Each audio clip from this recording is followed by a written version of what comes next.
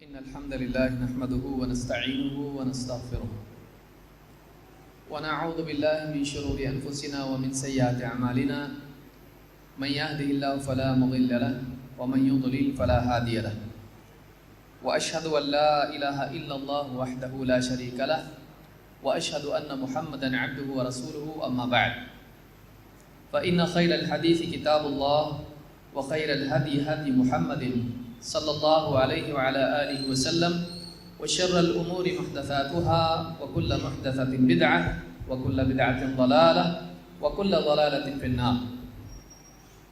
قال الله تبارك وتعالى وما خلقنا السماوات والأرض وما بينهما لاعبين ما خلقناهما إلا بالحق ولكن أكثرهم لا يعلمون.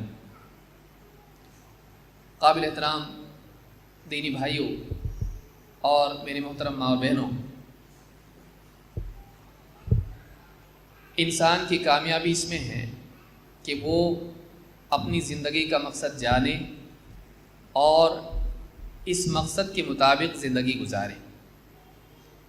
یا تو انسان زندگی کا مقصد نہیں جانتا ہے، یہاں وہ ناکام ہوتا ہے، یا پھر مقصد جاننے کے باوجود اپنی زندگی اس مقصد کے مطابق بنا نہیں پاتا. یہ دونوں سبب انسان کی ناکامی کے ہیں، چاہے دنیا کا معاملہ ہو یا آخرت کا. ایک انسان جو خواہشات اور لذتوں کے تابع ہو کر زندگی گزارتا ہے وہ ندامت اور پریشانی اور کئی قسم کی ذہنی بیماریوں میں ملوث اور پریشان ہوتا ہے. لیکن جس انسان کے پاس جینے کا مقصد ہوتا ہے اس انسان کی زندگی صحیح گزرتی ہے.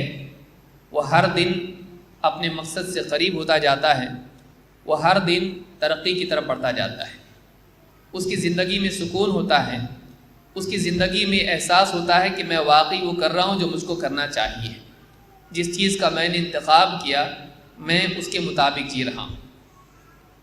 تو بے مقصد زندگی انسان کو بے چینی اور بے سکون زندگی دیتی ہے، اور با مقصد زندگی انسان کو خوشی، سکون، چین، اطمینان دیتی ہے. لیکن مقصد صحیح بھی ہو سکتا ہے، غلط بھی. ایک انسان کی واقعی کامیابی، اس کی حقیقی کامیابی یہ ہے کہ وہ اپنی زندگی کے لیے وہ مقصد اپنائیں جو خود اس کے پیدا کرنے والے نے اس کے لیے رکھا ہے، تاکہ دنیا میں اس کی نصرت اور آخرت میں اس کی جنت کا حقدار وہ بنے. اللہ تعالیٰ نے انسان کو پیدا کیا تو بس دنیا کی زندگی نہیں، بلکہ دنیا کے ساتھ ساتھ مرنے کے بعد آخرت کی بھی زندگی ہے. لہٰذا کوئی انسان اگر کامیاب ہونا چاہتا ہے تو اس انسان کو چاہیے کہ وہ اپنی زندگی کے بارے میں فیصلہ کرے تو صرف دنیا کے بارے میں نہیں، بلکہ دنیا کے ساتھ ساتھ وہ آخرت کی زندگی کو بھی سامنے رکھے. اور محض دنیا کی کامیابی کو سامنے نہ رکھے، بلکہ واقعی حقیقی کامیابی اگر ہے تو آخرت کی ہے، اس کو بھی سامنے رکھ کے اپنی زندگی کے بارے میں فیصلہ کریں. اللہ رب العالمین نے قرآن کریم میں فرمایا وَمَا خَلَقْنَا السَّمَاوَاتِ وَالْأَرْضَ وَمَا بَيْنَهُمَا لَاعِبِينَ. ہم نے آسمانوں کو اور زمین کو اور ان دونوں کے درمیان جو کچھ ہے اس کو کھیل کے طور پر پیدا نہیں کیا ہے. لاعبین، عبث، بے مقصد اور کھیل کے طور پر یوں ہی پیدا نہیں کر دیا ہے. ما خلقناہما الا بالحق، بلکہ ہم نے ان دونوں کو حق کے ساتھ پیدا کیا ہے، ایک مقصد کے ساتھ پیدا کیا ہے اور حق کے لیے پیدا کیا ہے، حق کی وضاحت کے لیے، لوگوں کو حق دینے کے لیے، لوگوں کو سچائی بتانے کے لیے. ما خلقناہما الا بالحق ولکن اکثرہم لا یعلمون، لیکن لوگوں کی اکثریت اس بات کو نہیں جانتی ہے. اللہ تعالیٰ نے قرآن کریم میں بتلایا کہ آسمان و زمین اور ان کے درمیان موجود تمام مخلوقات اور یہ پورا کا پورا نظام ایک مقصد کے لیے بنا ہے، عبث نہیں. بس یوں ہی بنا دیا جس کا کوئی مقصد نہ ہو، بلکہ ایک بہت بڑا مقصد ان تمام مخلوقات کے اور نظام کے پیدا کرنے میں. اللہ تعالیٰ حکیم ہے، حکمت والا ہے. حکمت کا تقاضا یہ ہے کہ ہر چیز، ہر کام با مقصد ہو. اللہ تعالیٰ علم و حکمت والا ہے، وہ قدرت والا ہے، یہ جو ساری کائنات اس نے بنائی ہے یہ بے مقصد نہیں ہے، اس کے پیچھے مقصد ہے۔ اور کائنات کا نظام اور اس میں موجود تمام چیزوں کو آپ دیکھیں گے، ہر چیز کے لیے کچھ نہ کچھ مصلحت اور کچھ نہ کچھ کام آپ کو دکھائی دے گا۔ لہٰذا اللہ تعالیٰ نے قرآن کریم میں خاص طور سے بتلایا انسان کے بارے میں کہ ساری مخلوقات بامقصد پیدا کی گئی ہیں اور انسان بھی ہے۔ اسی لیے انسان کے بارے میں اللہ تعالیٰ نے فرمایا اَيَحْسَبُ الْإِنسَانُ أَن يُتْرَكَ سُدًى، کیا انسان اس گمان میں پڑا ہوا ہے، کیا انسان اس خیال میں ہے، کیا انسان اس بھرم میں ہے أن يُتْرَكَ سُدًى کہ اس کو یوں ہی چھوڑ دیا جائے گا؟ کیا انسان یہ سمجھتا ہے کہ دنیا میں آیا اس کو یوں ہی چھوڑ دیا جائے گا، اس کو اللہ تعالیٰ کی طرف سے رہنمائی نہیں ملے گی، اللہ تعالیٰ کی طرف سے احکام نہیں ملیں گے؟ کیا وہ یہ سمجھتا ہے کہ اس کو اللہ یوں ہی چھوڑ دے گا، جیسا چاہے جیے؟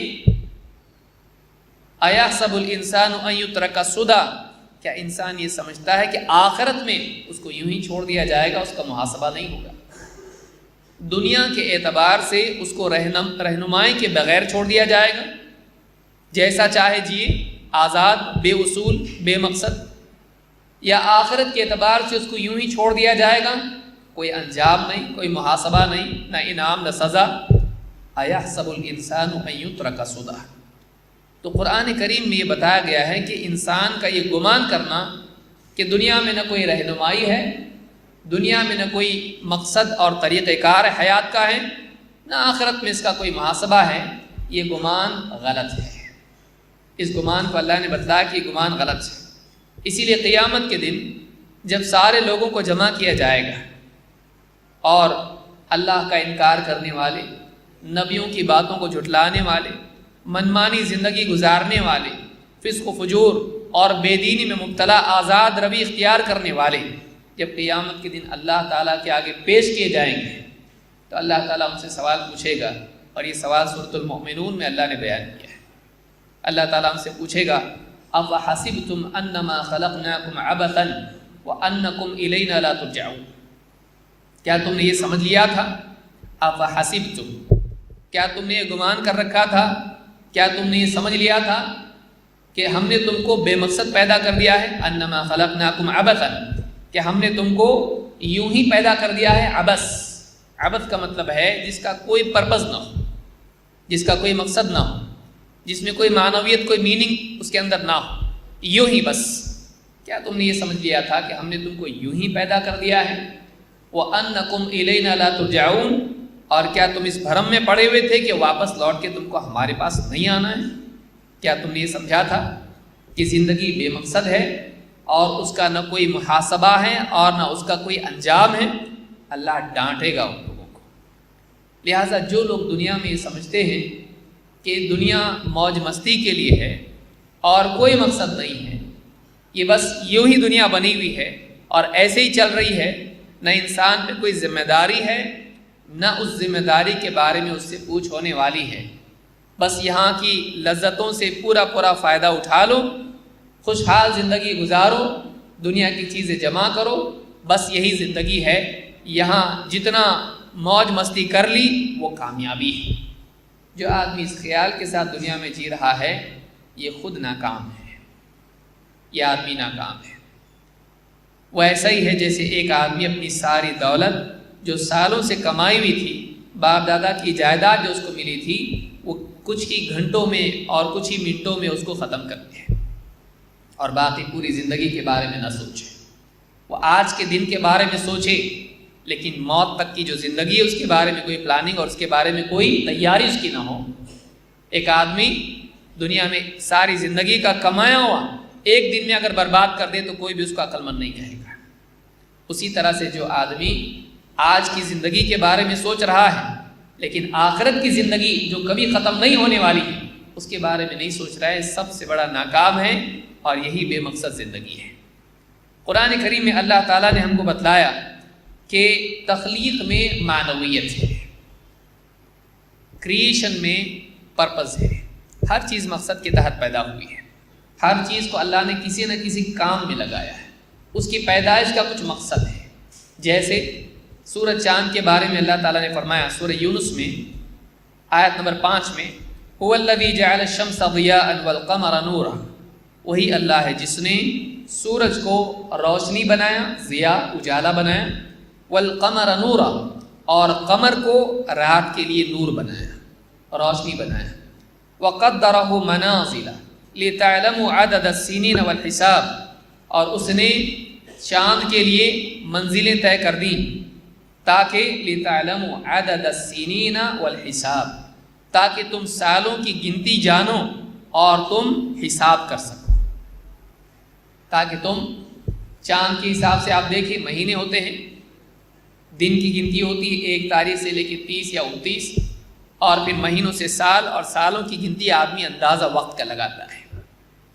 تجارتی معاملات، نکاح کے معاملات، عدت کے معاملات، زندگی کے کئی مسائل ہیں، ایک انسان تاریخ اور دنوں کی گنتی چاند کی بنیاد پر طے کرتا ہے۔ اللہ نے چاند کو اتنا پابند کر رکھا ہے کہ برابر 29 یا 30 دن کے اندر چاند کا واپس سے نمودار ہونا طے شدہ ہے، پابند اس کو کیا ہے، ایک مقصد اس کا ہے، اور اس کی بنیاد پر اوقات کی تعین ہوتی ہے۔ سورج کو آپ دیکھیے، دن اور مہینوں کے اعتبار سے اور سالوں کے اعتبار سے چاند ہے، سورج دن کے مختلف اوقات کے لیے ہے، دوپہر کا ڈھلنا، شام کا ہونا، رات کا سورج کا غروب ہو کر رات ہونا، سورج جو ہے اللہ تعالیٰ نے دن بھر کے اوقات کی تعین کے لیے بنایا ہے، اسی لیے کہا لِتَعْلَمُوا عَدَدَ السِّنِينَ وَالْحِسَابِ، تاکہ تم سالوں کی گنتی چاند کے مطابق پوری کرو اور دن کے اوقات کا حساب لگا سکو، اندازہ لگا سکو۔ مَا خَلَقَ اللَّهُ ذَلِكَ إِلَّا بِالْحَقِّ، اللہ نے یہ حق کے مطابق ہی پیدا کیا ہے، ناحق پیدا نہیں کیا ہے، بے مقصد پیدا نہیں کیا ہے۔ چاند سورج کو بھی اللہ تعالیٰ نے بے مقصد پیدا نہیں کیا ہے، اس کا ایک کام ہے جو کر رہا ہے۔ اللہ تعالیٰ نے رات دن کا نظام بنایا، دن میں سورج ہے اور رات میں چاند ہے، تو یہ جو اوقات ہے، سورج غروب ہوتا ہے، سورج طلوع ہوتا ہے، رات دن آتے ہیں، کیوں ہیں؟ اللہ تعالیٰ نے رات دن سونا جاگنا اس کا نظام بنایا۔ کس نے بنایا؟ اللہ نے بنایا۔ اس کا کیا مقصد ہے یا نہیں ہے؟ مقصد ہے۔ اللہ تعالیٰ نے فرمایا وَجَعَلْنَا نَوْمَكُمْ سُبَاتًا، اللہ نے تمہارے لیے نیند بنائی جو تمہارے کاموں سے انقطاع ہے، کام رک جاتا ہے، نیند آتی ہے آدمی کام چھوڑ دیتا ہے، آدمی کام نہیں کر سکتا ہے نیند میں، تھکن آتی انسان کو اور آدمی سو جاتا ہے۔ وَجَعَلْنَا نَوْمَكُمْ سُبَاتًا وَجَعَلْنَا اللَّيْلَ لِبَاسًا، رات کو تمہارے لیے اللہ تعالیٰ نے لباس بنا دیا، پوری جو ہے لوگوں کے اوپر، معاشرے میں، سماج پر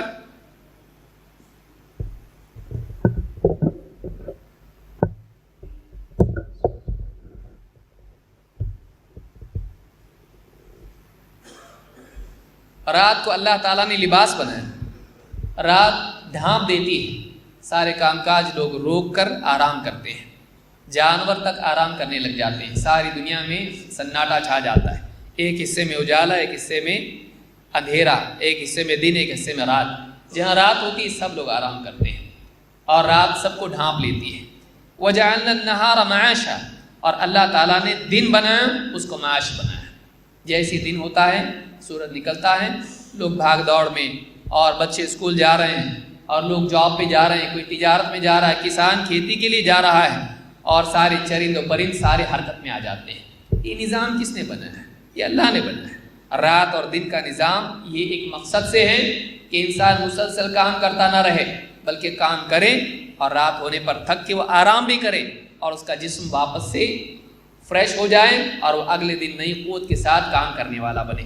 رات دن کا نظام بھی با مقصد ہے۔ اسی طرح سے اللہ تعالیٰ نے ستارے بنائے، اللہ نے اس کے لیے بھی مقصد بتایا۔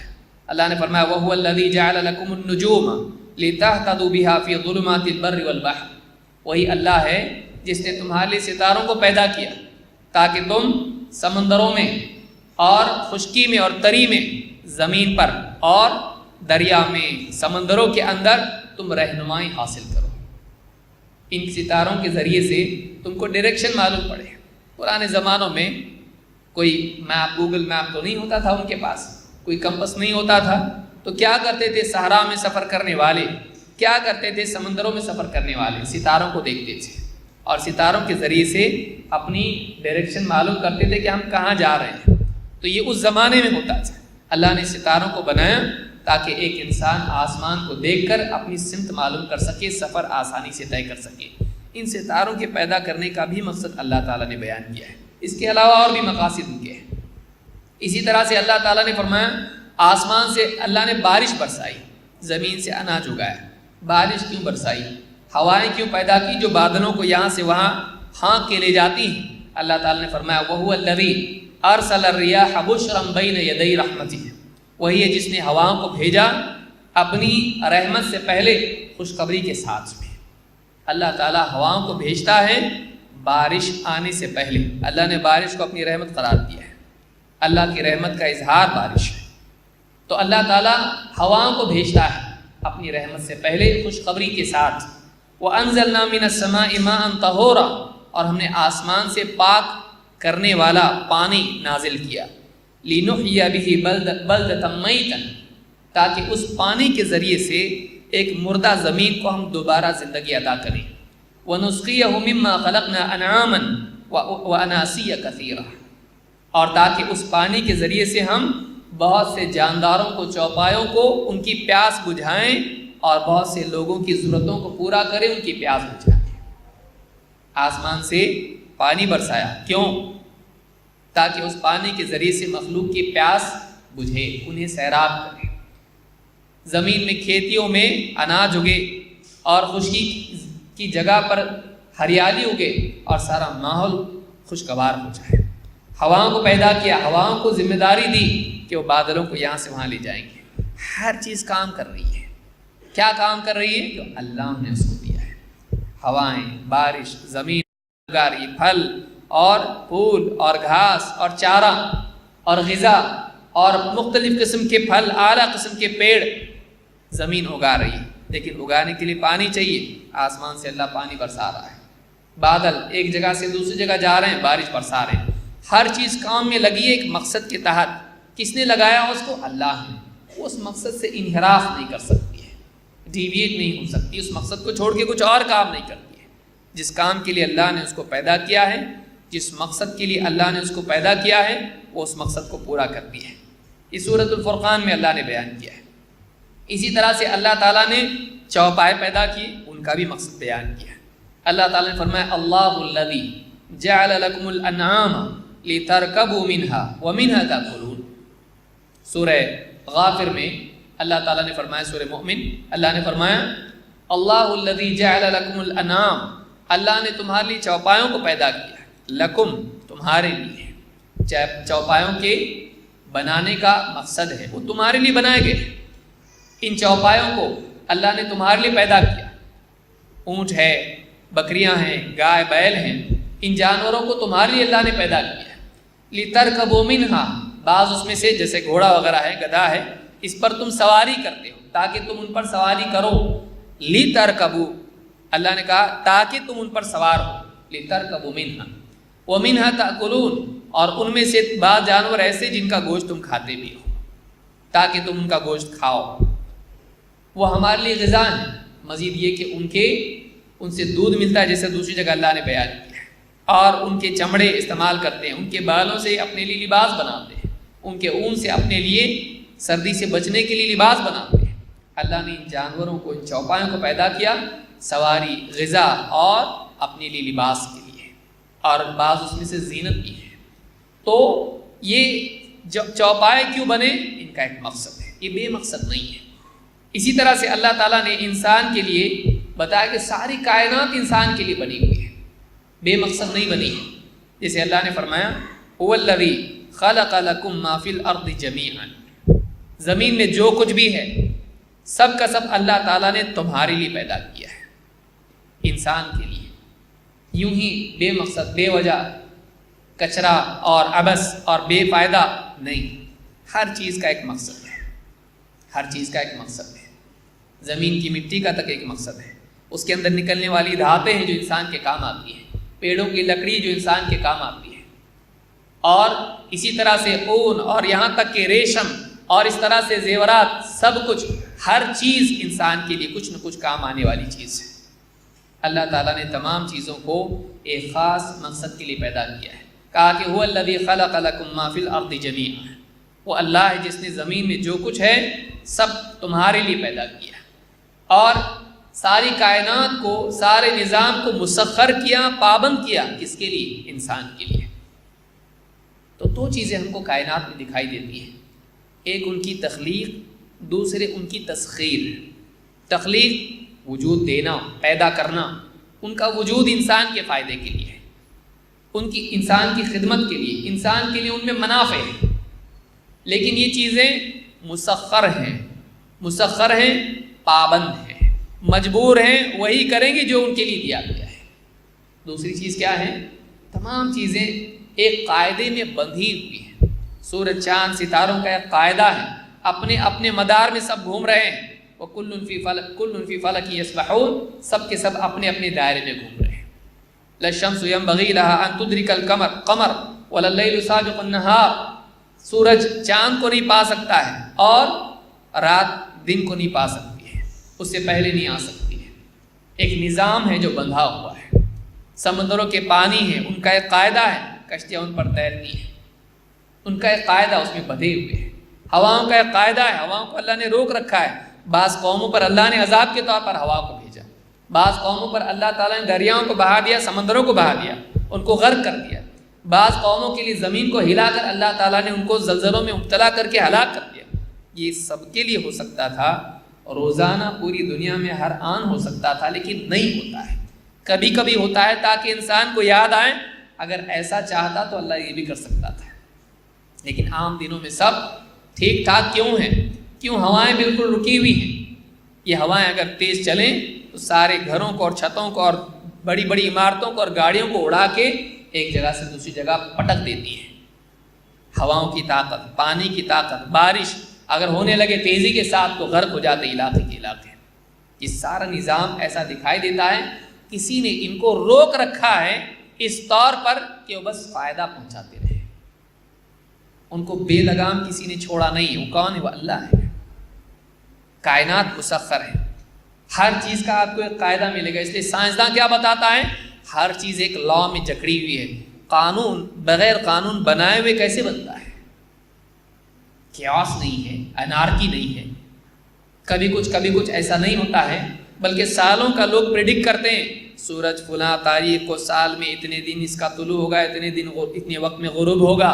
چٹھیاں لوگوں کے پاس ہوتی ہیں، سال بھر کے ان کی تقویم بنی ہوئی ہوتی ہے۔ کیوں؟ قانون میں جکڑا ہوا ہے، پابند ہے۔ موسم لوگوں کو معلوم ہے، سردی کا موسم، گرمی کا موسم، بارش کا موسم۔ کیوں ہے ایسا؟ یہ قانون میں بندھا ہوا ہے۔ انسان ماں کے پیٹ میں قانون میں بندھا ہوا ہے، پہلے نطفہ ہوگا، پھر علقہ، مضغہ، اس کے بعد اس کی حیات ہے، اس کے بعد میں بچہ ہے، جوان ہے، بوڑھا ہے، موت ہے۔ قاعدہ ہے اس کا ایک، ایسا نہیں ہو کہ اچانک بوڑھا ہو اس کے بعد بچہ ہونا شروع ہو، نہیں، قاعدہ ہے اس کا ایک۔ جانور ہے، شہد کی مکھی شہد ہی جمع کرے گی، تنکے نہیں، اور چڑیا ہے، تنکے جمع کرے گی، شہد نہیں۔ مچھلیاں تیریں گی، پرندے اڑیں گے، ہر چیز ایک مستقل قانون میں بندھی ہوئی ہے۔ کائنات کا پورا مطالعہ بتاتا ہے، مشاہدہ بتاتا ہے، معائنہ بتاتا ہے، ہر چیز ایک قانون میں بندھی ہوئی ہے، ہر چیز کو ایک کام دیا گیا ہے، ہر چیز کی پیدائش کا ایک مقصد ہے۔ کسی نے اس کو ایک حیات کا طریقہ اور اس کا ایک مقصد دیا ہے، اس کا ایک گول ہے جو اس کو پورا کرنا ہے، اور اس کا ایک طریقہ ہے جس میں وہ بندھا ہوا ہے۔ ہر مخلوق، اللہ فرماتا ہے وَسَخَّرَ لَكُم مَّا فِي السَّمَاوَاتِ وَمَا فِي الْأَرْضِ جَمِيعًا مِّنْهُ، اس نے پابند کر دیا ہے آسمانوں کو اور زمین کو۔ ما فی السماوات، آسمان میں جو کچھ بھی ہیں ساری مخلوقات، اس کو پابند کر دیا اللہ نے۔ زمین میں جو کچھ بھی ہے، وما فی الارض، زمین میں جو کچھ بھی ہے اللہ نے اس کو مسخر کر دیا۔ مسخر کا مطلب ہوتا ہے پابند کر دینا، اس کو سبمٹ کرنا، اس کو پابند کر رکھا ہے اللہ نے۔ آسمان و زمین میں جو کچھ بھی سب کو پابند کر دیا ہے، جمیعا منہ، اپنی طرف سے۔ اللہ نے اپنی قدرت سے اور اپنے فیصلے کے تحت اس کو پابند کیا ہے۔ معلوم یہ ہوا کہ مخلوقات کی اپنی چاہت نہیں ہے، مخلوقات کی اپنی چاہت نہیں ہے۔ آپ دیکھیے کبھی ایسا ہوا کہ چڑیا نے اپنا طریقہ بدل دیا، گھونسلے کی بجائے وہ سیمنٹ کے گھر بنا کے رہنے لگ گئے؟ نہیں، وہ جیسے ہیں ویسے ہی۔ شہد کی مکھی چھتا نہیں بنا رہی، کچھ اور ہی بنا رہی ہے، گھونسلے بنانے لگ گئی؟ نہیں۔ جانداروں کا آپ دیکھیے، جنگلی جاندار ہوں یا شہر کے چوپائے ہوں، جو بھی جاندار ہوں، ان کا ایک طریقہ حیات ہے، وہ بس اسی کے پابند ہیں، اس سے الگ وہ نہیں جیتے ہیں۔ کسی نے پابند کیا ہے ان کو؟ اللہ نے۔ ان کو چوائس نہیں ہے، لیکن انسان کے پاس چوائس ہے۔ انسان ان میں ایک الگ مخلوق ہے کہ جس کو اپنا مقصد خود لینا ہے، چننا ہے، اور اپنے آپ کو خود پابند بنانا ہے۔ اللہ تعالیٰ نے اس کو اس طرح سے مسخر نہیں کیا ہے کہ وہ اللہ کے دین سے ہٹ نہیں سکتا ہے، ایسا نہیں ہے۔ چاہے تو ایمان لائے، چاہے تو کفر کرے، چاہے تو وہ شکر گزار بنے، چاہے نہ شکرہ بنے۔ انا ہدیناہ السبیل اما شاکرا و اما کفورا، ہم نے اس کو راستہ بتا دیا ہے۔ اب چاہے تو وہ اللہ کا شکر گزار بن کے جیے، اللہ کی نعمتوں پر اللہ کا شکر کرے، اس کے آگے اپنے آپ کو جھکائے، اس کے حکموں کو مانے، یا پھر وہ ناشکرہ بن کے جیے، اللہ تعالیٰ کی نعمتیں لے، کھائے پیے، موج مستی کریں، اور اللہ تعالیٰ کو بھول جائے، اور اللہ تعالیٰ کی مرضیات کو پورا نہ کرے۔ اس کی مرضی، وہ آزاد ہے۔ آسمان و زمین کی مخلوقات آزاد نہیں ہے، انسان آزاد ہے، اور یہ بہت سنگین معاملہ ہے۔ کیوں؟ اس لیے کہ اس کو خود فیصلہ کرنا ہے۔ اللہ تعالیٰ نے انسان کے لیے پھر یہ بتانے کے لیے اس کی زندگی کا مقصد کیا ہے، اللہ نے رسولوں کو بھیجا ہے۔ بھائی چڑیا کو بتانے کے لیے کوئی آتا نہیں ہے۔ آپ دیکھیے بعض پرندے ایسے ہیں جو کئی مہینوں کے سفر کر کے ایک کانٹیننٹ سے دوسرے کانٹیننٹ جاتے ہیں۔ شہد کی مکھی کو کون بتایا، کس نے ٹرین کیا چھتا کیسے بنانا؟ بتائیے، بچہ پیدا ہوتے ہی ایک دم گھر بنانے لگا، ایسا کبھی دیکھا آپ نے؟ بچہ پیدا ہوتے ہی پانی میں تیرنے لگتا ہے؟ مچھلی تیرنے لگتی ہے۔ بچہ پیدا ہوتے ہی چلنے لگتا ہے؟ نہیں۔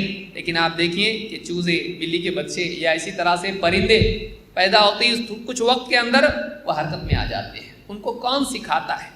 ہوائی جہاز چلانے کے لیے لوگوں کو ٹریننگ لینی پڑتی ہے، پرندوں کو کوئی اسکول میں جانا نہیں پڑتا، چلو بھائی آپ کو اڑنے کے لیے اور مچھلی کو تیرنے کے لیے کورس کرنا پڑے گا، ایک ڈپلوما کرنا پڑے گا، یا ایک کوئی بڑا کورس کرنا پڑے گا ایویشن میں یا سوئمنگ کے اندر۔ نہیں، اللہ نے ان کی جبلت میں اس کو رکھا ہے، ان کو آتا ہے، ان کو اللہ نے اپنی طرف سے رہنمائی دی ہے۔ لیکن انسان، مجھ کو کیا کرنا ہے، دنیا میں آتا ہے، اس کو نہیں معلوم۔ بھائی میں کیوں آیا یہاں پہ، کرنا کیا ہے، مجھ کو معلوم نہیں اس کو۔ واللہ اخرجکم من بطون امہاتکم لا تعلمون شیئا، اللہ نے تمہاری ماں کے پیٹ سے تم کو اس حال میں نکالا، تم کو کچھ بھی معلوم نہیں تھا میں کون ہوں، میں کیوں آیا یہاں پہ، یہ دنیا اس میں کیا ہے، میری ضرورتیں کیا ہیں، نہیں معلوم اس کو کچھ۔ وہ محتاج بغیر کپڑوں کے روتا ہوا ڈرتا ڈرتا دنیا میں آتا ہے، پھر یہاں وہ سیکھتا ہے چیزیں، دیکھتا ہے دنیا کو، اس کے بعد اس کو تجربہ آتا ہے۔ اللہ تعالیٰ جانتا ہے، علم الانسان ما لم یعلم، انسان کو نہیں معلوم ہے، جب تک کہ اللہ بتائے گا نہیں اس کو معلوم نہیں پڑے گا۔ اللہ تعالیٰ نے انسان کو وہ علم دیا جو اس کے پاس نہیں ہے۔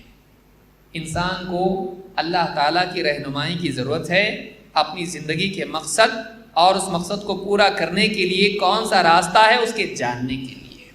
اس کے لیے اللہ تعالیٰ نے رسولوں کا انتظام کیا ہے۔ ایحسب الانسان ان یترک سدی، کیا انسان یہ سمجھتا ہے کہ اس کو یوں ہی چھوڑ دیا جائے گا، اس کو رہنمائی نہیں دی جائے گی؟ نہیں، اللہ تعالیٰ رہنمائی دے گا۔ ان علینا للہدی، ہدایت دینا ہمارے ذمہ ہے، لیکن یہ ہدایت جبلت کی سطح پر نہیں ہوگی، یہ ہدایت اللہ کی طرف سے رسول اور کتاب کی صورت میں ہوگی، چاہے تو مانے یا نہ مانے، یہ تیرے لیے اختیار ہے۔ اللہ تعالیٰ نے قرآن کریم میں فرمایا رسلا مبشرین منذرین لئلا یکون للناس علی اللہ حجۃ بعد الرسول، اللہ نے رسولوں کو بھیجا خوشخبری سنانے کے لیے اور لوگوں کو خبردار کرنے کے لیے۔ نیک اعمال کرنے والوں کے لیے کیا خوشخبری ہے، اور بے دینی اور گناہوں کی زندگی جینے والوں کے لیے کیا سزا ہے، اس کی خوشخبری اور اس کی وعید سنانے کے لیے۔ رسلا مبشرین ومنذرین، کیوں؟ لئلا یکون للناس علی اللہ حجۃ بعد الرسول، تاکہ رسولوں کے آ جانے کے بعد لوگوں کے پاس اللہ کے مقابلے میں کوئی عذر باقی نہ رہے، کوئی ایکسکیوز باقی نہ رہے۔ ہمارے پاس تو کوئی بتانے والا آئے نہیں، ہم پیدا ہوئے تو ہم کو زندگی کا مقصد معلوم ہی نہیں تھا، کون سے راستے پہ چلنا چاہیے، کون سا راستہ سیدھا ہے، کون سا راستہ غلط ہے، کیا ہمارا انجام ہے، اس برے انجام سے بچنے کے لیے ہم کو کیا کرنا چاہیے، اچھے انجام کے لیے کیا کرنا چاہیے، نہیں معلوم۔ اگر اللہ رسول نہیں بھیجتا تو لوگ یہ شکایت کرتے ہیں۔ اللہ تعالیٰ نے رسولوں کو بھیجا، انہوں نے خوشخبری دی جنت کی، بتایا دے کوئی جنت ہے، جنت میں جانے کا یہ طریقہ ہے، یہ راستہ، اس پر چل کے جنت میں جا سکتے ہو۔ انہوں نے وعید سنائی، کہا دیکھو تم یہ نہ سمجھو کہ آپشنل ہے، چاہے تو جنت میں جائے یا نہ جائیں، جنت میں نہیں گیا جہنم ہے، بری زندگی جیو گے سزا ملے گی، اچھی زندگی پر انعام ہے تو بری زندگی پر سزا بھی ہے، مبشرین و منذرین۔ اور انہوں نے سب کچھ واضح طور پر بتلا دیا تاکہ انسان کے پاس کوئی عذر باقی نہ رہے، نہیں معلوم، نہیں سمجھا، نہیں، رسولوں نے ایک دم واضح طور پر بتلایا۔ پھر رسول بھی انسان تھے، انہیں بھی موت آتی تھی، ایک کے بعد ایک رسول دنیا سے جاتے تھے، اللہ نے کتابیں بھی دی تاکہ رسولوں کے جانے کے بعد لوگ ان کتابوں سے رہنمائی حاصل کر سکیں۔ اللہ تعالیٰ نے قرآن کریم میں فرمایا وَلَقَدْ أَرْسَلْنَا رُسُلَنَا بِالْبَيِّنَاتِ، ہم نے رسولوں کو بھیجا دلیلوں کے ساتھ، بینات، معجزات کے ساتھ، وَأَنزَلْنَا مَعَهُمُ الْكِتَابَ وَالْمِيزَانَ، اور ان کے ساتھ ہم نے کتاب نازل کی اور میزان بھی، ہم نے ان کے ساتھ، رسولوں کے ساتھ کتاب اور میزان دونوں چیزیں عطا کی ہیں۔ کتاب کیا ہے؟ اللہ کی طرف سے آنے والی کتابیں، اور میزان عدل، انصاف، فطری طور پر انسان کے دل میں بھی رکھا گیا ہے، اور اسی طرح سے اللہ تعالیٰ نے رسولوں کی تعلیمات میں بھی عدل کو رکھا ہے۔ وَأَنزَلَ مَعَهُمُ الْكِتَابَ وَالْمِيزَانَ لِيَقُومَ النَّاسُ بِالْقِسْطِ، کیوں کیا اللہ نے ایسا؟ لِيَقُومَ النَّاسُ بِالْقِسْطِ، تاکہ لوگ انصاف پر قائم ہو جائیں۔ ساری کائنات کے نظام میں آپ دیکھیں گے آپ کو بیلنس دکھائی دے گا، عدل و انصاف دکھائی دے گا، پوری کائنات کا نظام۔ وَالسَّمَاءَ رَفَعَهَا وَوَضَعَ الْمِيزَانَ، آسمان کو اللہ نے اونچا کیا اور میزان رکھ دی، معلوم ہوا کہ پوری کائنات کے نظام میں بیلنس ہے۔ آپ کو پوری کائنات کے نظام میں توازن دکھائی دے گا، بیلنس دکھائی دے گا۔ اللہ چاہتا ہے کہ پوری کائنات میں جو بیلنس اور توازن اور عدل ہے وہ اللہ کے قائم کرنے سے ہے، لیکن دنیاوی زندگی میں عدل نہیں ہے، لوگوں کی زندگی میں عدل نہیں ہے۔ اللہ نے رسولوں کو بھیجا تاکہ لوگوں کو حق معلوم ہو اور حقوق معلوم ہو، اللہ کا حق اور بندوں کا حق۔ توحید اللہ کے معاملے میں عدل ہے، اور لوگوں کے حقوق ادا کرنا ان کے معاملے میں عدل ہے۔ لِيَقُومَ النَّاسُ بِالْقِسْطِ، تاکہ لوگ انصاف پر قائم ہوں۔ ساری تخلیق کا مقصد کیا ہے؟ کائنات میں، انسانی زندگی میں عدل آئے۔ اسی لیے شرک عدل کے مقابلے میں کیا ہے؟ انصاف کے الٹا کیا ہے؟ ظلم۔ اللہ نے کیا فرمایا؟ لا تشرک باللہ ان الشرک لظلم عظیم، اللہ کے ساتھ شرک مت کرنا، شرک ظلم عظیم ہے، بڑا بھاری جرم ہے، بڑا سنگین ظلم ہے۔ تو شرک اللہ کے حق میں ظلم ہے۔ اللہ نے اس لیے پیدا کیا کائنات کو اور انسان کو تاکہ انسان اور سماج عدل پر قائم ہو، توحید پر قائم ہو۔ پھر لوگوں کے حقوق ہیں، ماں باپ کا حق، اولاد کا حق، بیوی بچوں کا حق، رشتہ داروں کا حق، پڑوسی کا حق، دوستوں کا حق، دشمن کا حق، انسان کا حق، جانور کا حق، ہر ایک کے حقوق اللہ تعالیٰ نے بیان کر دیے۔ ان حقوق کو ادا کرنا عدل ہے، ان حقوق کو برباد کرنا ظلم ہے، تاکہ ساری کائنات میں عدل قائم۔ رسولوں کو بھیجا، کتابیں نازل کی، اور انسان کو سینس آف جسٹس عطا کیا اللہ تعالیٰ نے۔ ہر آدمی کے اندر ہے، بچے کو بھی آپ دیکھیے، اس سے آپ کوئی چیز اس کی چھین لیں تو ناراض ہوتا ہے، کیوں؟ یہ ظلم ہے بولتا ہے۔ آپ وعدہ کریں پورا نہ کریں، کہتا ظلم ہے۔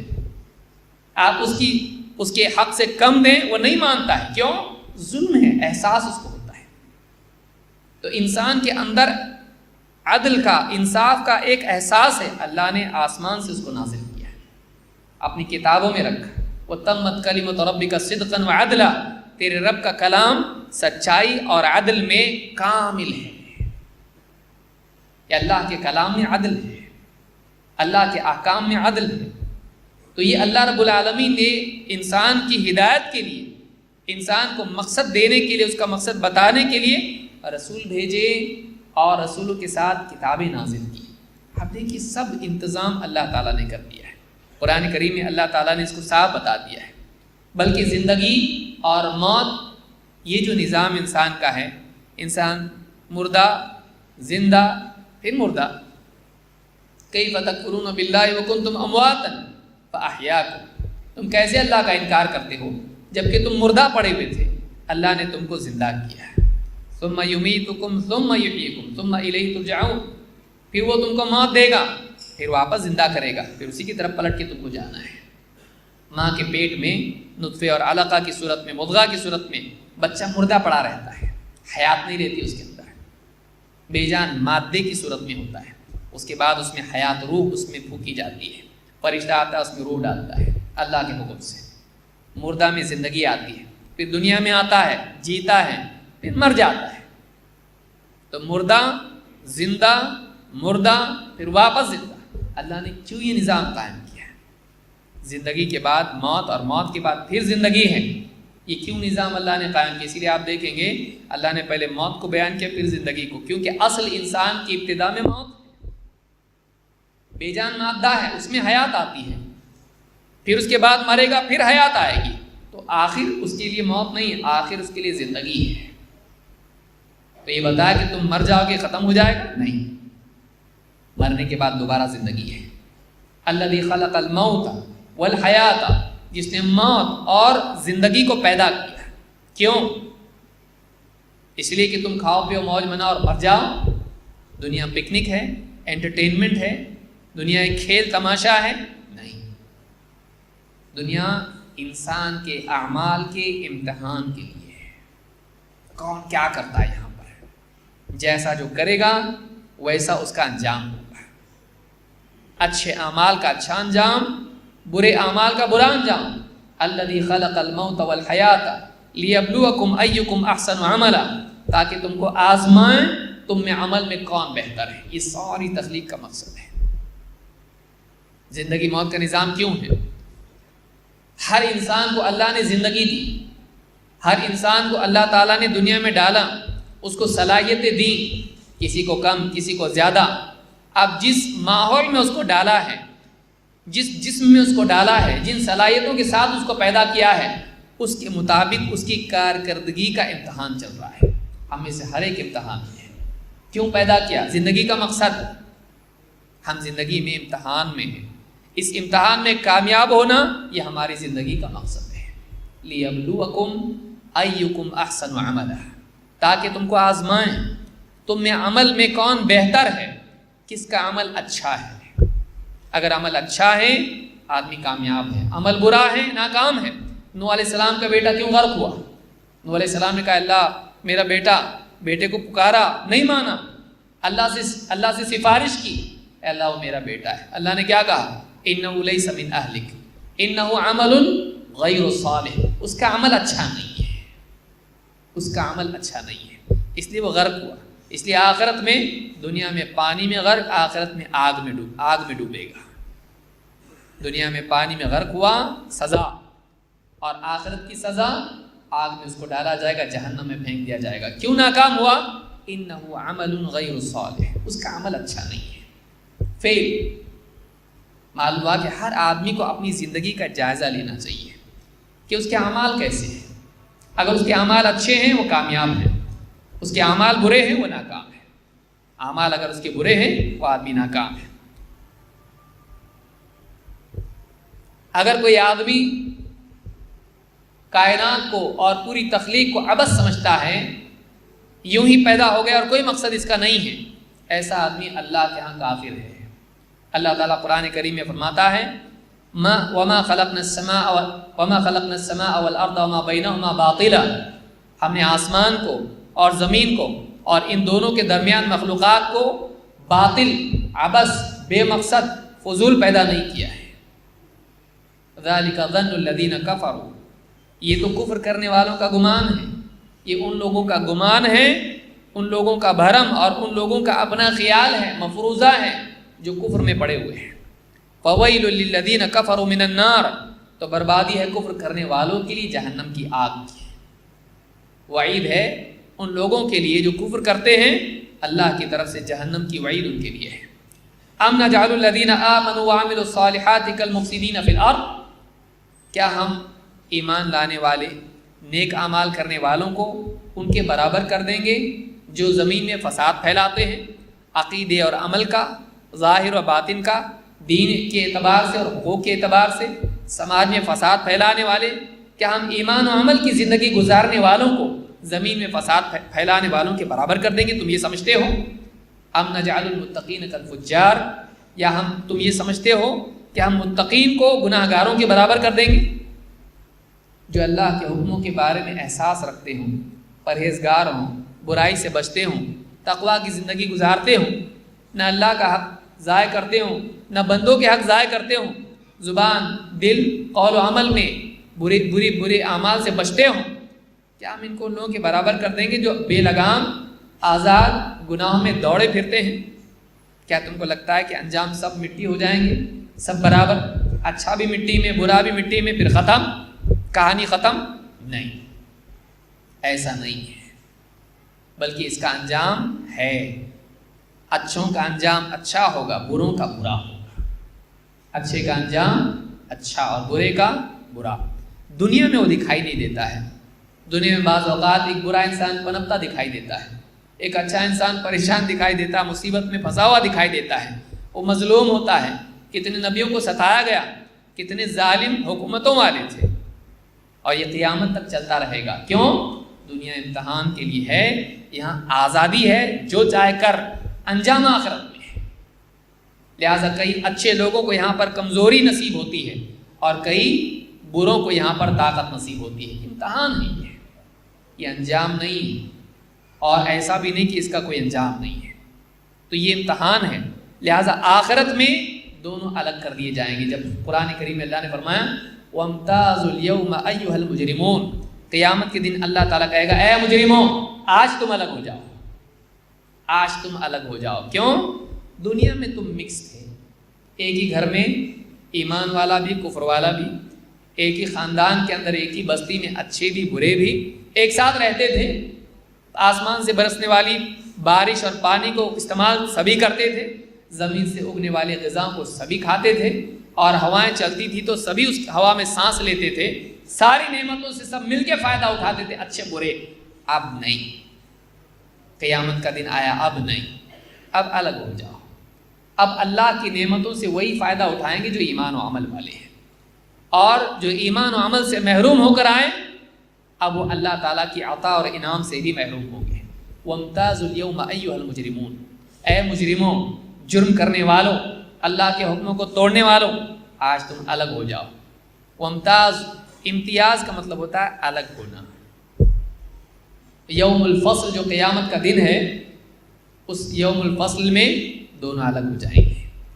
تو دنیا کی زندگی امتحان ہے، اور اس زندگی کو عبث سمجھنا یہ کفر ہے، اللہ تعالیٰ نے اس کو کفر قرار دیا ہے۔ انسان کی کامیابی کس میں ہے، اور بے مقصد زندگی اور بامقصد زندگی کیا ہے؟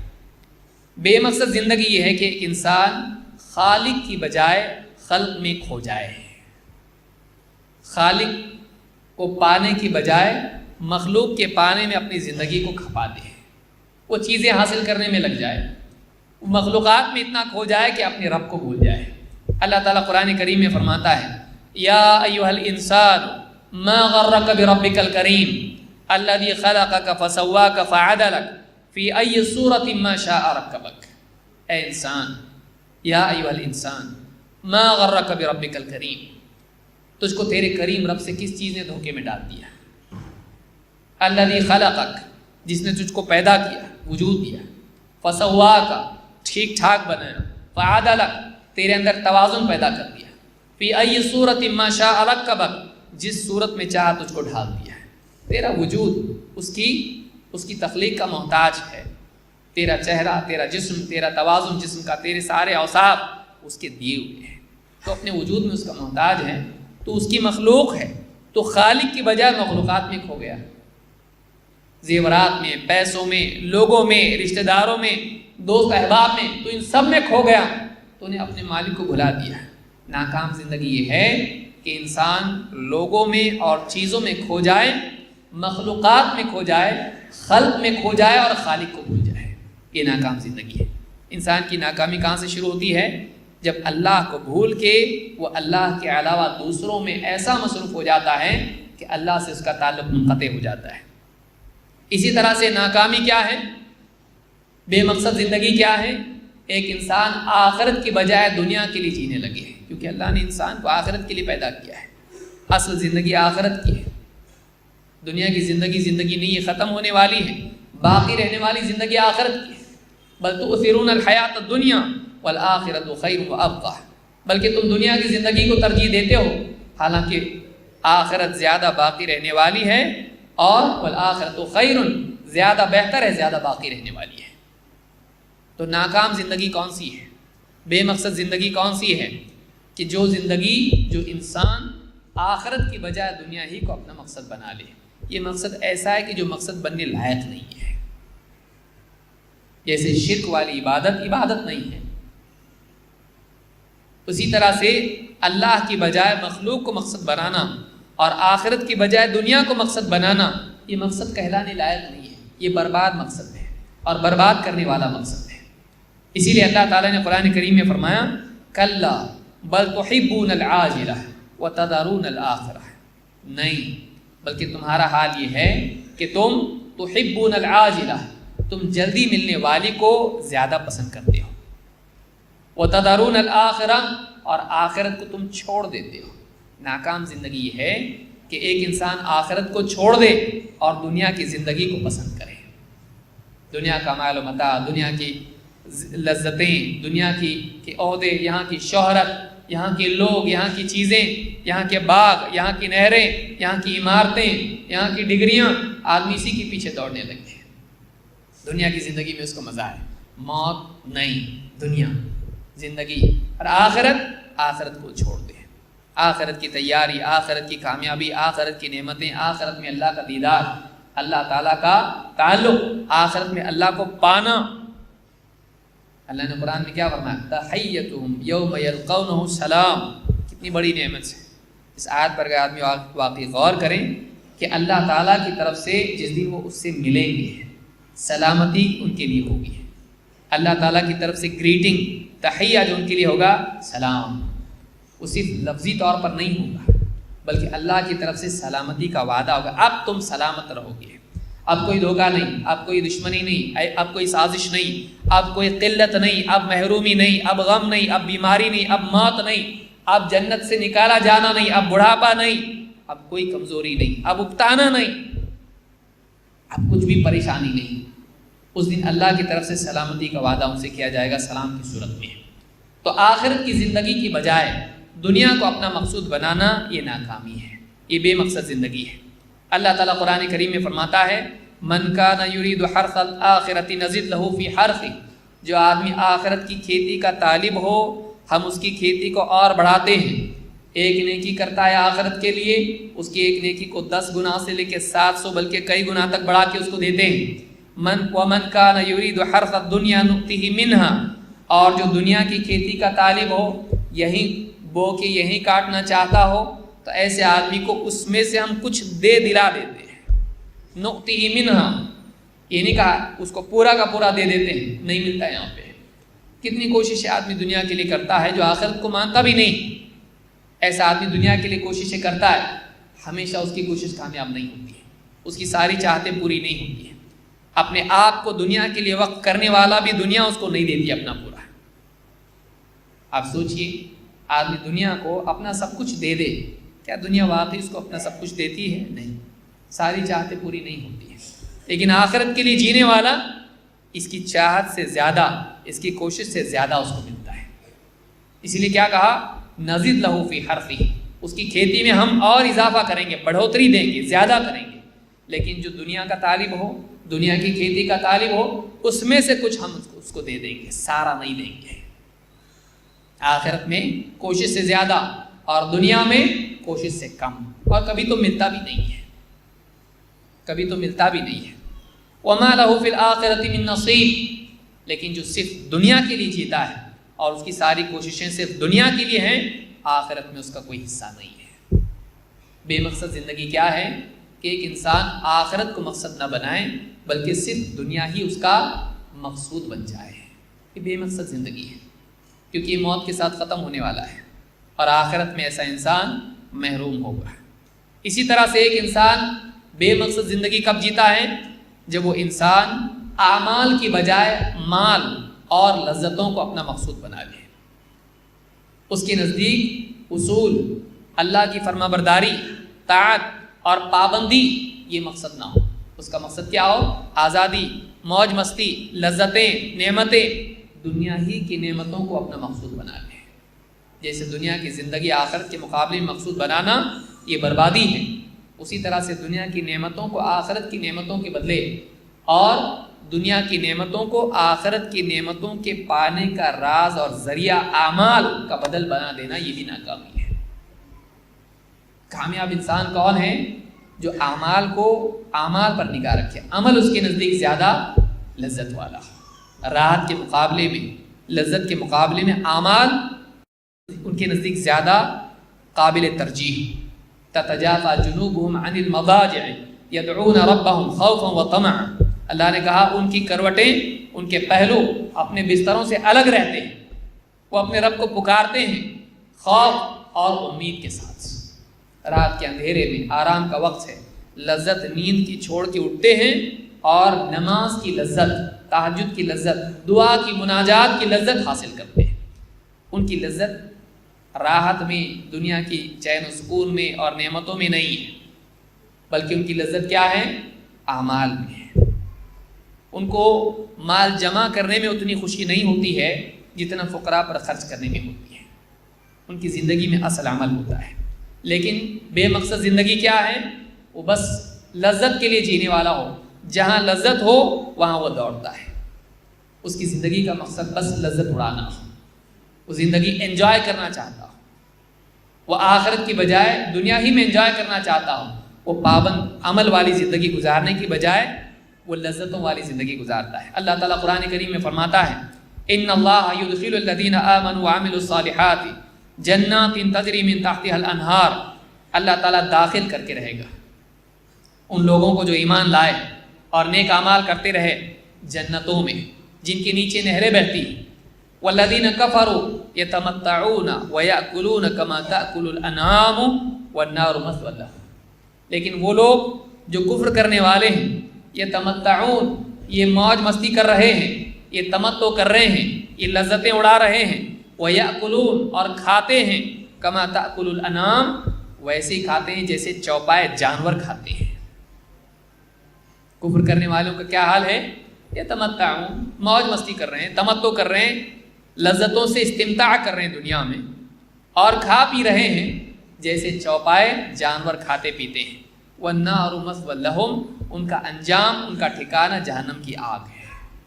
دو لوگوں کو اللہ نے ایک دوسرے کے بالمقابل ذکر کیا۔ ایک وہ لوگ ہیں جن کی زندگی میں ایمان ہے، جو اپنے رب کو پہچانتے ہیں، جو آخرت کا درد اور آخرت کی فکر اپنے سینے میں رکھتے ہیں، جو اللہ اور اس کے رسول کی محبت کے ساتھ جیتے ہیں، جو ایمان کے کمال کے لیے کوشش کرتے ہیں، اور جن کی زندگی میں نیک اعمال ہیں، وہ اللہ کا حق اس کو ادا کر رہے ہیں عبادات کی صورت میں، اور لوگوں کا حق ان کو ادا کر رہے ہیں ان کی حاجات اور ان کی ذمہ داریاں پوری کرتے ہوئے۔ ایک وہ لوگ ہیں ایمان و عمل کی زندگی، دوسرے کون ہیں؟ سرے سے کفر والی زندگی جی رہے ہیں، لیکن کفر کے ساتھ ان کی زندگی میں کیا آ گیا؟ نہ اللہ کو مانا، نہ آخرت کو مانا، نہ اللہ کے اعتبار سے اپنی ذمہ داریوں کو یاد رکھا، نہ آخرت کی فکر ان کی زندگی میں، انجام کا کوئی خوف نہیں ان کو، نہ محاسبے کا ڈر ہے، نہ انجام کا ڈر ہے۔ پھر زندگی میں کیا آئے گا؟ یتمتعون ویأکلون کما تأکل الانعام، موج مستی میں لگ گیا۔ بھائی جب آخرت ہے ہی نہیں، یہی دنیا ہے، یہی زندگی ہے، اسی کو انجوائے کرو۔ بھائی کل کس نے دیکھا کیا ہوگا؟ قبر میں جا کے کیا ہوگا کون دیکھا؟ آخرت کس نے دیکھی؟ اللہ کو کس نے دیکھا؟ نعوذ باللہ۔ مرنے کے بعد کوئی آ کے بتایا تم کو کیا ہوتا وہاں پہ؟ نہیں، یہی زندگی ہے، اسی میں موج کر لو۔ والذین کفروا یتمتعون ویأکلون کما تأکل الانعام، کھانے پینے میں لگے ہوئے ہیں جیسے جانور کھاتے پیتے ہیں، لذتیں اڑانے میں لگے ہوئے ہیں۔ تو اعمال کی بجائے ایمان و عمل کے مقابلے میں کھانے پینے اور لذتوں کو ترجیح دینا یہ بے مقصد زندگی ہے۔ تو یہ قرآن کریم میں اللہ تعالیٰ نے بیان کیا ہے۔ اسی طرح سے مخلوق پر احسان کی بجائے اپنی حاجات اور اپنی ہی ضرورتوں میں کھوئے رہنا یہ بے مقصد زندگی ہے۔ دوسروں کے دکھ درد، دوسروں کی ضروریات، دوسروں کے کام آنا، اس کو چھوڑ کے ایک آدمی بس میں میری ضرورت، میرے مسائل، اسی میں کھویا رہے، یہ بے مقصد زندگی ہے۔ یہ اپنے لیے جی رہا ہے۔ جانور بھی اپنے لیے جی لیتے ہیں، بلکہ جانور دوسروں کے لیے بھی جیتے ہیں۔ آپ دیکھیے چوپائے بھی جو ان کے ماتحت ہوتے ہیں، جو ان کے اطراف ہوتے ہیں، ایک دوسرے کا خیال رکھتے ہیں۔ شہر کی مکھیوں کو آپ دیکھیے، مثال میں نے دی، سب مل کے ایک چھتا بناتے ہیں، ایک دوسرے کا تعاون کرتے ہیں۔ کئی جانوروں کو آپ دیکھیے ایک ساتھ ریوڑ میں ایک ساتھ میں رہتے ہیں، ایک دوسرے کے کام آتے ہیں۔ لیکن انسان اگر صرف میں اپنے بارے میں سوچے، یہ آدمی بے مقصد ہے۔ اس کے لیے اس کا مقصد اللہ نے دیا ہے کہ تو اللہ کا حق ادا کر، بندوں کی بھی حق ادا کر، ان کے بھی کام آ۔ جہاں اللہ نے کہا الذین یؤمنون بالغیب ویقیمون الصلاۃ، تو کہا ومما رزقناہم ينفقون۔ اللہ کے نیک بندے متقی کون ہیں؟ جو ایمان رکھتے ہیں غیب پر اور نماز قائم کرتے ہیں، اور جو ہم نے رزق ان کو دیا ہے اس میں سے دوسروں پہ بھی خرچ کرتے ہیں۔ وہ صرف اپنے لیے نہیں جیتے ہیں، وہ دوسروں کے بھی کام آتے ہیں۔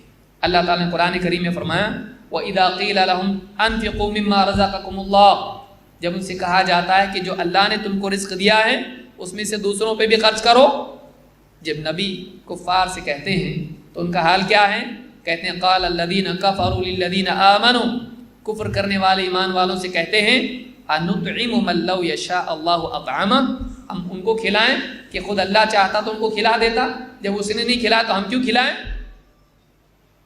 اس نے بھوکا رکھا نا، جب وہ دینے لائق نہیں ہے اسی لیے تو اللہ نے ان کو نہیں دیا، تو ہم کیوں دیں ان کو؟ ان کی سوچ ایسی ہوتی ہے کہ وہ محروم کو اپنی طرف سے کچھ نہیں دیتے ہیں، وہ محروم کے کام نہیں آتے، ان کے دکھ درد میں، ان کے مسائل میں، ان کی پریشانی میں ان کے پاس ہے لیکن نہیں دیتے ہیں۔ اور بہانہ کیا بناتے ہیں؟ جب اللہ نے نہیں دیا تو ہم کیوں دیں؟ یہ خود غرض لوگ ہیں، خود غرض لوگ ہیں جو صرف اپنی زندگی کو جانتے ہیں، اور سماج کے کمزور لوگوں کے ساتھ نہ صرف یہ کہ احسان نہیں کرتے ہیں بلکہ بدبختی میں ان کے ساتھ میں بدتمیزی اور بدسلوکی کرتے ہیں۔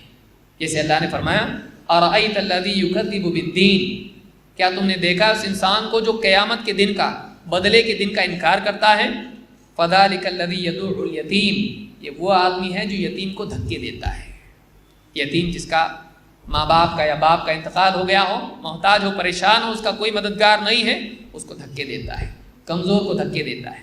وَلَا يَحُضُّ عَلَى طَعَامِ الْمِسْكِينِ، اور مسکین کو کھلانے کی کسی کو ترغیب ہی نہیں دیتا ہے، خود کھلانا تو بہت دور کی بات ہے کہ دوسروں کو بھی کھلانے کے لیے نہیں بولتا ہے۔ اتنا بخیل، اتنا کمزور، اتنا اپنے بارے میں سوچنے والا، اپنی حاجات میں کھویا رہنے والا کہ اگر کوئی دوسرا بھی آدمی اگر مالدار ہے تو اس کو بھی ترغیب نہیں دیتا، کم سے کم تو کھلا۔ کنجوس، صرف اپنے مسائل کو جاننے والا، یہ بھی مقصد آدمی ہے جو اپنے اندر کھویا رہے۔ اس کے بالمقابل کون ہے؟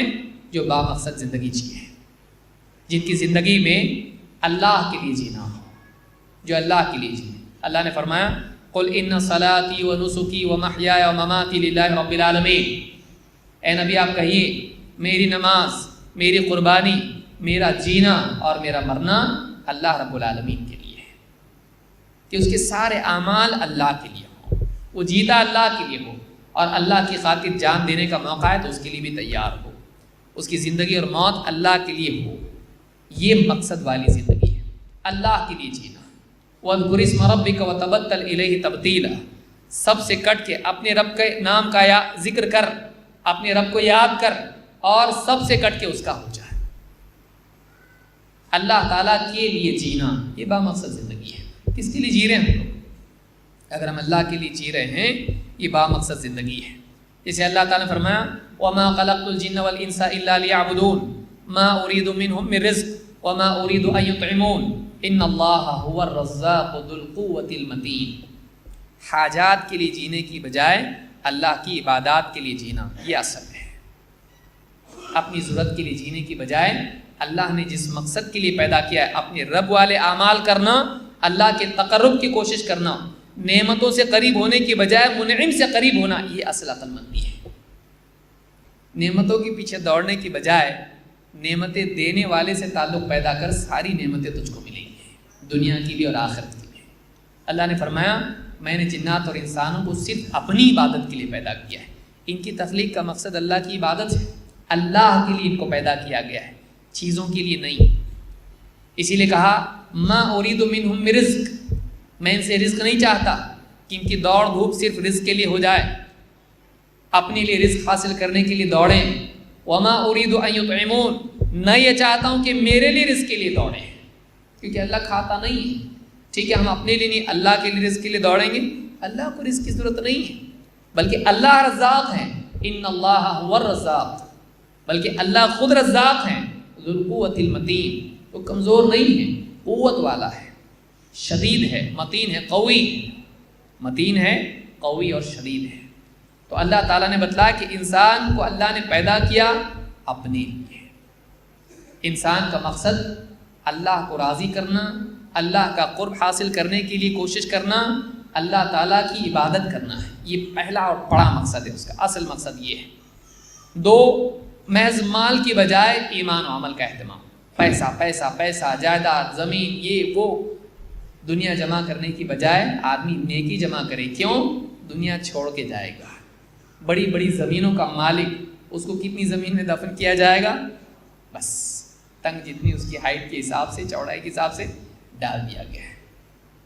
دنیا کے لیے پوری دنیا ہے، اس کے لیے کوشش کرنے والا، بھاگ دوڑ کرنے والا، دنیا اس کو کتنا دیتی ہے؟ جتنا دفن کرنے لائق ہے اتنی جگہ دیتی دنیا۔ لیکن جو آخرت کے لیے دوڑتا ہے، جو اللہ کے قرب کے لیے دوڑتا ہے، اللہ اس کو اتنی زمین دیتا ہے کہ جہاں تک نگاہ جائے گی جنت اس کو ملے گی۔ ارضها السماوات والارض، اللہ نے کہا جس کی چوڑائی آسمان و زمین کے برابر ہے۔ جو آخرت کے لیے دوڑتا ہے، آخرت والے رب کے لیے دوڑتا ہے، اس رب کے لیے دوڑتا ہے، وہ اس کو اتنی زمین دیتا ہے۔ جو دنیا کے لیے دوڑتا ہے، دنیا اس کو کتنی زمین دیتی ہے؟ دفن کرنے لائق، اتنا لے اور جا دنیا سے، کچھ نہیں دیتی دنیا اس کو۔ جاہل آدمی ہے جو دنیا کے لیے جیے اور اللہ کے لیے جینے کا موقع ہونے کے باوجود اس کو برباد کر دے۔ اس کو موقع تھا اللہ کے لیے جینے کا، اس کو موقع تھا اعمال کرنے کا، اس کو موقع تھا آخرت کی دوڑ لگانے کا، لیکن اس نے اپنے اس موقع کو ضائع کر دیا اور اعلیٰ کی بجائے کمتر پر راضی ہو گیا۔ جیسے بنی اسرائیل آسمان سے نازل ہونے والے رزق من و سلوا کی بجائے زمین کی چیز، اگنے والی چیزیں، کمتر چیزوں پر راضی ہو گئی۔ یہ ناکامی اور اس کا نتیجہ ذلت ہے۔ اللہ نے کیا کہا؟ ضربت علیہم الذلۃ والمسکنہ، ان کے اوپر اللہ کی طرف سے کیا ہو گئی؟ ذلت اور مسکنت اللہ کی طرف سے نازل ہوئی ہے، اللہ نے ان کو ذلیل کر دیا۔ ذلت کب آتی ہے؟ جب انسان اعلیٰ کو چھوڑ کے ادنا کو چنتا ہے، تب ذلت آتی ہے۔ تو انسان اعمال کی بجائے مال کے پیچھے دوڑے، یہ ناکامی ہے۔ اللہ نے فرمایا وما اموالکم ولا اولادکم باللتی تقربکم عندنا زلفی، تمہارے مال اور تمہارے اولاد یہ تم کو اللہ سے قریب نہیں کرتے ہیں۔ مال اولاد کی کثرت ہوگی تو اللہ کے ہاں تم کو خصوصی جگہ ملے گی؟ نہیں۔ بہت مال والا ہے اس کو آگے لاؤ، بہت مال والا ہے، اولاد بہت تھی، اس کو جنت میں اگلے اونچے مرتبے پر رکھو۔ اس کا فیصلہ مال اولاد کی بنیاد پر نہیں ہوتا ہے، مین پاور، منی پاور کی بنیاد پر نہیں ہوتا ہے۔ الا من آمن وعمل صالحا، ہاں اگر اللہ کا قرب ملتا ہے، اللہ کی نزدیکی نصیب ہوتی ہے تو ایمان اور عمل کی بنیاد پر ہے۔ الا من آمن وعمل صالحا، کہ جو ایمان لائے اور نیک اعمال کریں، فاولئک لهم جزاء الضعف بما عملوا، تو ایسے لوگوں کے لیے بدلہ ہے جو انہوں نے اعمال کیے، کئی گنا بدلہ ان کو دیا جائے گا۔ جزاء الضعف بما عملوا، ان کے اعمال کی بنیاد پر کئی گنا جزا ان کو دی جائے گی۔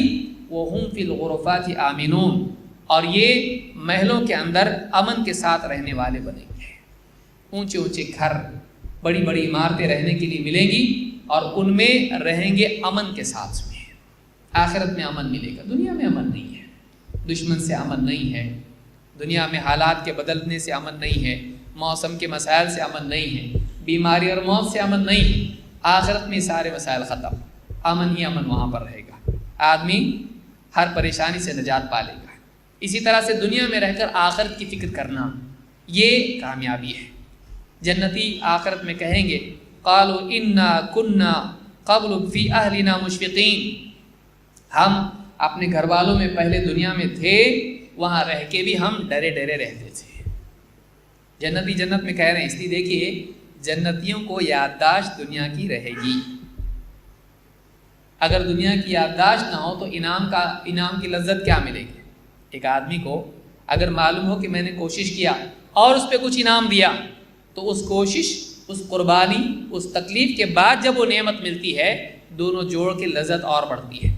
لیکن وہ بھول گیا میں نے کیا کیا اور اچانک کچھ لا کے دیے لو، اس کی لذت وہ نہیں ہوگی جو واقعی اس کو اپنے مجاہدے اور قربانیوں کی یادداشت کے ساتھ ملیں گے۔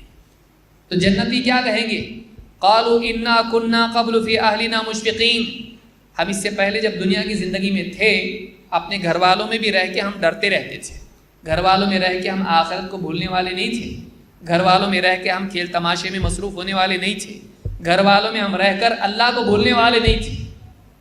ہم اپنے گھر والوں میں رہ کر بھی مشفقین، مشفق کس کو کہتے ہیں؟ جو سہما سہما رہے، اس کو خیال ہو اس کی کروٹوں پر۔ جیسے دنیا میں آدمی بیوی بچوں میں رہتا، رات میں لیٹتا تو سوچتا ہے کل بچوں کی فیس بھرنی ہے، گھر کا کرایہ دینا ہے اور الیکٹریسٹی کا بل بھرنا ہے اور اتنا سارا سامان لانا ہے، دوائیں ہیں اور یہ مسائل اور وہ مسائل ہیں، آدمی سوچتا ہے، فکر اس کو ہوتی ہے۔ لیکن واقعی مومن کامیاب انسان کون ہے؟ جس کی فکریں بس اسی گھونسلے میں نہ رہے، وہ اس کے پار بھی دیکھنے والا ہو کہ ایک بڑی فکر سامنے ہے، قیامت کے دن اللہ حساب لینے والا ہے، پل صراط سے گزرنا ہے، یا پھر جنت ہے یا پھر جہنم ہے، میں کامیاب ہوں گا یا ناکام ہوں گا، دائیں ہاتھ میں نامہ اعمال دیا جاتا ہے یا بائیں میں، اللہ کے نزدیک عزت ملتی ہے ذلت، کامیابی ناکامی، کل سوال پوچھے جائیں گے تو جواب دوں گا کہ نہیں، اس سے پہلے قبر میں 3 سوال ہوں گے، من ربک ما دینک من نبیک، اس کا جواب دے پاؤں گا کہ نہیں دے پاؤں گا۔ انا کنا قبل فی اہلنا مشفقین، اپنے گھر والوں میں ہم ڈرے ڈرے رہتے تھے، فکر مند رہتے تھے آخرت کے تعلق سے۔ فمن اللہ علینا، بس اللہ تعالیٰ ہے جس نے ہم پر بڑا احسان کیا ہے، ہمارا کوئی کمال نہیں ہے، ہم تو ڈرتے رہتے تھے، اللہ نے ہمارے ڈر کو دور کر دیا، اللہ نے ہم پر احسان کیا۔ فمن اللہ علینا ووقانا عذاب السموم، اور ہم کو اس بڑے آگ کے عذاب سے اللہ تعالیٰ نے ہم کو بچا لیا ہے، اللہ نے ہم کو بچا لیا۔ تو دنیا میں رہ کر آخرت کی فکر کرنا، اپنوں کے درمیان رہ کر، گھر والوں میں اور لذتوں میں رہ کر بھی آخرت کو نہیں بھولنا، آخرت کی فکر کرنا، یہ کامیاب زندگی اور یہ بامقصد زندگی ہے۔ چوتھی چیز یہ ہے کہ ایک انسان اپنی ضرورتوں میں کھونے کی بجائے مخلوق کی ضرورت کا بھی لحاظ کرے، وہ اس مقصد کے لیے جیے جس کے لیے اللہ تعالیٰ نے بطور امت اس کو پیدا کیا ہے۔ اور ضرورت 2 طرح کی ہے، دنیاوی اخروی، دنیا کی ضرورت، آخرت کی ضرورت۔ ضرورت 2 طرح کی ہے، ظاہری نعمتیں، ظاہری چیزیں، اور علم اور ایمان کی نعمت جو کہ باطنی ضرورت ہے انسان کی۔ ان دونوں ضرورتوں کے اعتبار سے وہ لوگوں کے کام آئے۔ جیسے اللہ تعالیٰ نے پوری امت کے لیے مقصد دیا ہے کہ پوری امت کو اللہ نے کیوں پیدا کیا، انفرادی سطح پر جیسے بتایا کہ انسان کو پیدا کیا اپنی عبادت کے لیے، وما خلقت الجن والانس الا لیعبدون، اسی طرح سے پوری امت کا اجتماعی مقصد اللہ تعالیٰ نے بیان کیا تو کہا کنتم خیر امۃ اخرجت للناس تأمرون بالمعروف وتنہون عن المنکر وتؤمنون باللہ، کہ تم بہترین امت ہو، تمہیں لوگوں کے لیے چن کر نکالا گیا ہے، تم لوگوں کو بھلائی کی تاکید کرتے ہو، برائی سے روکتے ہو، منع کرتے ہو، اور اللہ پر ایمان رکھتے ہو، وسائل اور اسباب پر توکل نہیں رکھتے ہو بلکہ اللہ پر توکل رکھتے ہو۔ تو یہاں پر بتایا گیا کہ تمہارا مقصد یہ ہے کہ تم لوگوں کو بتاؤ کیا اچھا ہے اور کیا برا ہے۔ سب سے بڑی ضرورت دنیا میں انسان کی ہے کہ اسے صحیح اور غلط کی تمیز ہو، کیونکہ اللہ کے سوا کوئی نہیں جو اسے بتا سکے۔ یہ امت اس علم کی حامل ہے، تو ساری انسانیت جو اس علم سے محروم ہے اور بتائے بغیر اس کو معلوم نہیں ہو سکتا ہے کہ صحیح کیا اور غلط کیا ہے، حق کیا ہے، باطل کیا ہے، واقعی نفع کس میں ہے اور نقصان کس میں ہے، یہ بتانا اس امت کی ذمہ داری ہے۔ یہ انسان کی حقیقی اور بنیادی ضرورت ہے جو کھانے پینے، لباس اور گھر سے بھی زیادہ اہم اور ضروری ہے۔ اس کے علاوہ جیسے اپنی ضرورت کے علاوہ دوسروں کی فکر کرنا، بلکہ موقع آئے تو اپنے اوپر دوسروں کو ترجیح دینا، یہ بھی انسان کی زندگی کو قیمتی بناتا ہے۔ اللہ تعالیٰ نے قرآن کریم میں صحابہ کے بارے میں کہا وَيُؤْثِرُونَ عَلَىٰ أَنفُسِهِمْ وَلَوْ كَانَ بِهِمْ خَصَاصَةٌ، وہ اپنے اوپر دوسروں کو ترجیح دیتے ہیں چاہے ان کا اپنا معاملہ تنگی کا کیوں نہ ہو۔ وہ خود تنگی میں، فقر میں، فاقے میں مبتلا ہیں، لیکن وہ اپنا کھانا دوسروں کو کھلاتے ہیں۔ یہ معیار، یہ جینے کی سطح اگر انسان کو مل جائے تو واقعی وہ مقصد کے مطابق جی رہا ہے، یہ اعلیٰ سطح پر زندگی گزار رہا ہے۔ یہ جانور کی سطح پر نہیں جی رہا ہے کہ جیسے دو کتے آپس میں لڑتے ہیں ایک ہڈی کے لیے، وہ خود پانا چاہتا ہے، وہ بھی خود پانا چاہتا ہے، اس کے لیے ایک دوسرے کو زخمی کرتے ہیں، بھونکتے ہیں، اس کے لیے ایک دوسرے سے چھین جھپٹ کرتے ہیں۔ اگر ایسا انسان بھی جینے لگے تو واقعی وہ اپنے آپ کو انسان کی سطح سے نیچے گرا کر وہ اپنے آپ کو جانور، بلکہ کتے جیسے جانور جیسا بنا لیتا ہے۔ اللہ تعالیٰ نے خواہش پرست انسان کی مثال سورہ کہف میں کتے کی طرح بتائی ہے کہ جو خواہش کا غلام ہو کتے کی طرح ہے علم کے باوجود۔ لہٰذا ایک انسان واقعی اعلیٰ کب بنتا ہے؟ جب وہ اپنی خواہشات، اپنی ضروریات پر دوسروں کی حاجات اور مجبوریوں کو ترجیح دیتا ہے۔ اللہ تعالیٰ نے قرآن کریم میں فرمایا وَيُطْعِمُونَ الطَّعَامَ عَلَىٰ حُبِّهِ مِسْكِينًا وَيَتِيمًا وَأَسِيرًا إِنَّمَا نُطْعِمُكُمْ لِوَجْهِ اللَّهِ لَا نُرِيدُ مِنكُمْ جَزَاءً وَلَا شُكُورًا۔ وہ کھانا کھلاتے ہیں دوسروں کو، وَيُطْعِمُونَ الطَّعَامَ عَلَىٰ حُبِّهِ، اللہ کی محبت پر۔ بعض علماء نے کہا اس کی ذاتی محبت ہونے کے باوجود، ان کے نزدیک وہ مرغوب اور محبوب ہے، پھر بھی اس کے باوجود وہ دوسروں کو کھلاتے ہیں۔ مسکیناً و یتیماً و اسیرا، مسکین کو کھلاتے ہیں، یتیم کو کھلاتے ہیں، قیدیوں کو کھلاتے ہیں جو غیر مسلم ہیں لیکن ضرورت مند ہے تو ان کو بھی کھلاتے ہیں۔ اس زمانے میں قیدی مسلمان نہیں ہوا کرتے تھے۔ وہ یتیماً و اسیرا انما نطعمکم لوجہ اللہ، اور اپنی زبان حال سے وہ کہہ رہے ہوتے ہیں انما نطعمکم لوجہ اللہ، ہم تو بس اللہ کے دیدار کی خاطر، اللہ کی رضا کی خاطر ہم تم کو کھلاتے ہیں۔ لا نرید منکم جزاء ولا شکورا، ہم تم سے اس کا بدلہ نہیں چاہتے، بلکہ ہم تو تم سے شکریہ کے کلمات بھی نہیں چاہتے۔ اللہ کی خاطر ایثار، یہ قربانی اور عمل کی اعلیٰ ترین صورت ہے کہ ایک انسان جب قربانی دیتا ہے تو تعریف چاہتا ہے، دنیا میں بدلہ چاہتا ہے، لیکن ایک انسان دنیا میں بدلہ بھی نہ چاہے اور تعریف بھی نہ چاہے اور قربانی بھی دے، اس سے بڑھ کے اعلیٰ معیار انسان کی زندگی کا کیا ہو سکتا ہے؟ اس سے بڑھ کے اونچی سطح جینے کی کیا ہو سکتی ہے؟ یہ با مقصد زندگی ہے۔ ورنہ انسان کا لذتوں کے پیچھے دوڑنا، خواہشات کا غلام بن کے جینا اور دنیا ہی کو مقصود بنانا، اللہ کو بھول کر دنیا میں زندگی گزارنا، ایمان و عمل کی بجائے مال و دولت کے پیچھے دوڑ کے اپنی زندگی کے اس قیمتی عرصے کو اور موقع کو ضائع کر دینا، اس سے بڑھ کے انسان کی ناکامی اور انسان کی بے مقصدیت اس سے بڑھ کے کچھ نہیں ہو سکتی ہے۔ اللہ رب العالمین سے دعا ہے کہ ہم سب کو اپنے لیے جینے والا بنائیں، اللہ کے لیے، اللہ کی خاطر جینے والا، اللہ کے حکموں کو پورا کرنے والا اور آخرت کی خاطر دنیا کو قربان کرنے والا ہم سب کو بننے کی توفیق عطا فرمائیں۔ اللہ دنیا کی بھی کامیابی ہم کو دے اور آخرت کی بھی کامیابی دے۔ جو آدمی آخرت کے لیے دوڑتا ہے اللہ دنیا میں بھی اس کو کامیاب کرتا ہے۔ جو اللہ کے لیے مخلوق اور دنیا کی چیزوں کو قربان کرتا ہے اللہ اس سے بہتر بعض اوقات دنیا میں بھی اور یقیناً آخرت میں اس کو دیتا ہے۔ لہٰذا ایک آدمی کو چاہیے کہ وہ با مقصد زندگی گزارے تاکہ ظاہر و باطن میں کامیاب ہو، اس کو دل کا سکون و چین نصیب ہو اور آخرت میں اعلیٰ قسم کی کامیابی اللہ تعالیٰ اس کو نصیب فرمائے۔ اقول ھذا واستغفر اللہ لی ولکم۔